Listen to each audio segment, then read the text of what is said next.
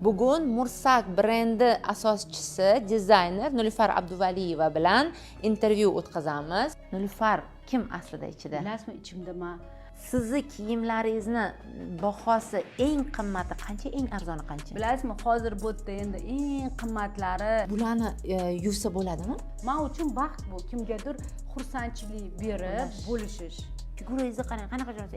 Yo'q, yana qo'pol so'zlarni aytishadi. Basharamni qarang. Ko'proq sizga qimmat kiyimlar выгодныйmi yoki praktichniyroq kiyimlarmi?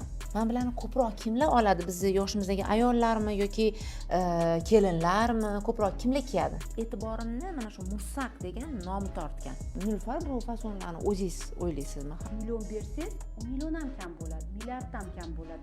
Har doim ani nafsimizni o'ylab yashash emas, bo'lishish. Metrlar tikib qo'yibdi buni deyman. Bizni naqshimiz-ku deyman-da. Bo'lmasam mahallada Dudu gap kinosida bosh qahramonlari kiygan. Mana shu piyola juda ham yoqdi.